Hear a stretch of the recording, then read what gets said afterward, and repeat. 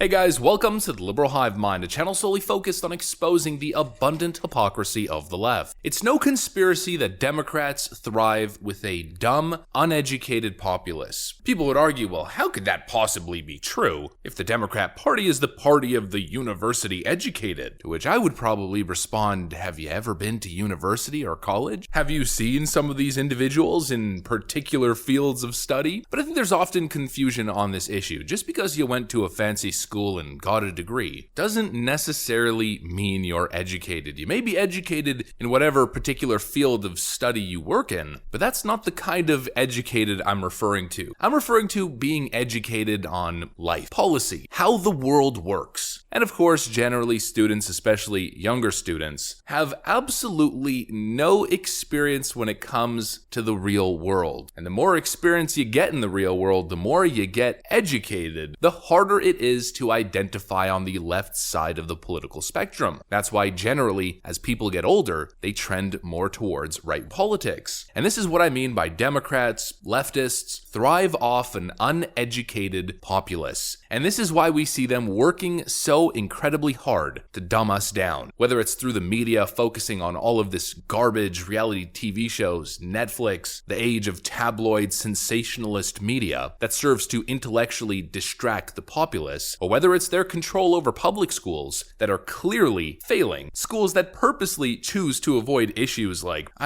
taxes and economics, critical thought and diversity of thought. On all of these issues, Democrats take the stance of dumbing down the populace because that's not only how they thrive, but it's how they survive. And I see this over and over again with prominent leftists. This Gen Z vote blue no matter who crowd, the most proud leftists, the most proud Democrats, some of them who go as far as calling themselves communists. But what they really are is ignorant and uninformed, and this is an issue of importance that I think we should be speaking more about. Let me show you guys exactly what I mean with a couple of examples that I find frankly hilarious, and then let's talk about the phenomenon as a whole. We got some stuff to get into, so let's roll the tape. Alright folks, so take a look at this headline. First Gen Z person elected to Congress whines when rental application is denied over his poor credit. First member of Generation Z to be elected to Congress complained that his rental application was denied because of his poor credit. Community organizer Maxwell Alejandro Frost won a U.S. House seat for Florida, but he's having trouble finding a place to rent in Washington, D.C. Take a look at his tweet over here. He writes, "Just applied to an apartment in D.C. where I told the guy that my credit was really bad. He said I'd be fine. Got denied, lost the apartment and the application fee. This ain't meant for people who don't already have money. For those asking, I have bad credit because I ran up a lot of debt running for Congress for a year and a half. Didn't make enough money from Uber itself to pay for my living. It isn't magic that we won our very difficult race. For that primary, I quit my full-time job because I knew that to win at 25 years old, I'd need to be a full-time candidate 7 days a week, 10 to 12 hours a day. It's not sustainable or right, but it's what we had to do. As a candidate, you can't give yourself a stipend or anything till the very end of your campaign. So most of the run, you have no dollars coming in unless you work a second job. At AOC went through something similar in 2018, and it's still a problem. I also recognize that I'm speaking from a point of privilege, because in 2 years' time, my credit will be okay because of my new salary that starts next year. We have to do better for the whole country." We have a great response here from Jeremy Knopf. "If your credit is bad, you've demonstrated that you can't manage money and shouldn't be a congressman." But of course, a great little witty comment, but he's also not far off the truth. This individual who just got elected to be a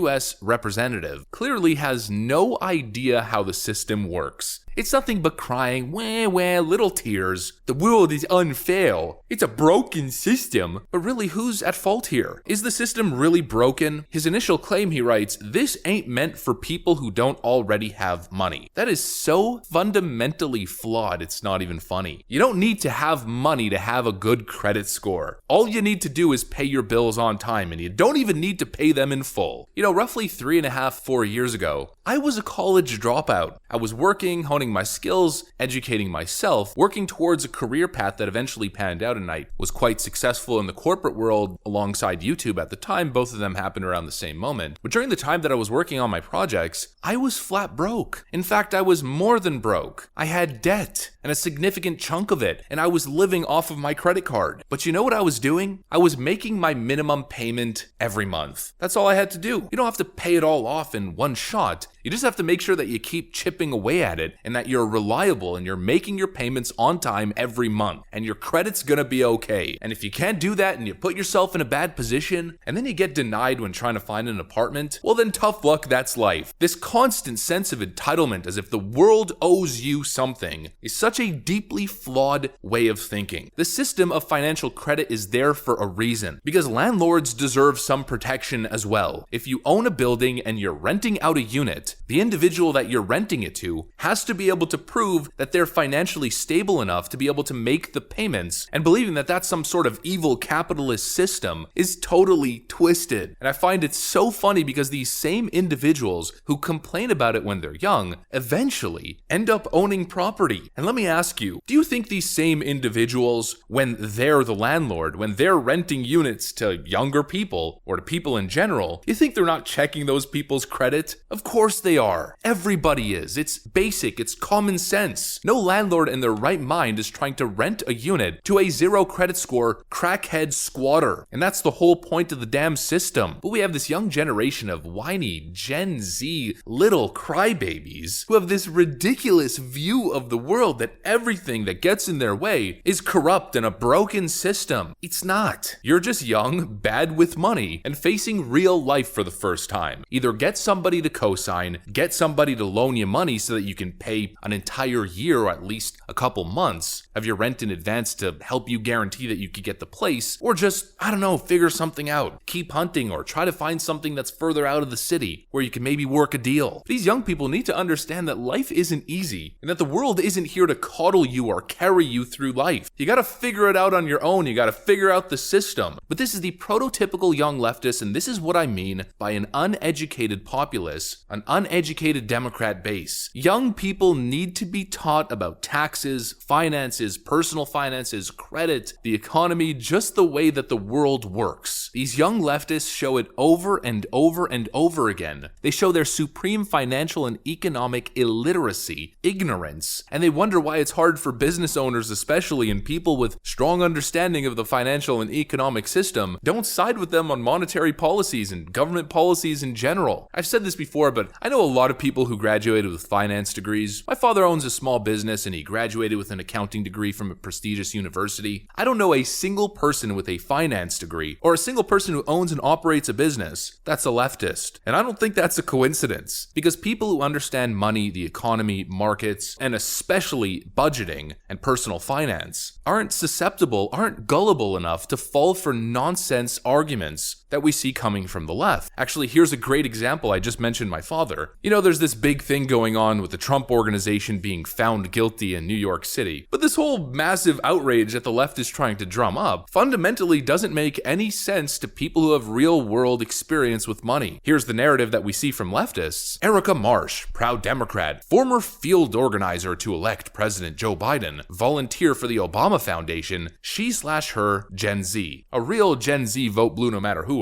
Breaking. Donald Trump overvalued his properties by as much as 3,300% to get loans and avoid paying taxes. This is a crime. And totally unsolicited, my dad the other day was asking me about this whole New York City lawsuit against the Trump Organization. And mind you, my dad's not really focused on politics. He's got a lot of things going on. But the first thing that he said to me was, you know, this whole thing that these people are saying, none of it makes sense. How can Donald Trump value his own properties? You don't value your own properties. That's the bank's job. And right away, you know, we had a bro moment, a real king moment. I was like, yep, that's exactly what I've been trying to say. That's not the way that it works. Have you ever had a mortgage? Have you ever tried to sell your home? But you see, all of these young leftists who have never owned a home, I mean, most of them are still in school, parroting this talking point. Donald Trump overvalued his properties. The bank does the appraisal. Or there's official appraisals done on properties, which then based on that appraisal, you pay a certain tax. These leftists have zero real-world life experience. You know, I really wish I could be a leftist. I really wish being a leftist made sense. I mean, it'd be glorious, wouldn't it? We could just spend and print as much money as we want. We could end world hunger. Everyone could have a giant mansion. Fossil fuels eliminated. Cow farts deleted. Oh, you're telling me I could value my own property? All right, I'm gonna value my property at $0 for tax purposes. Actually, you know what? I'm gonna value my property at $17 million.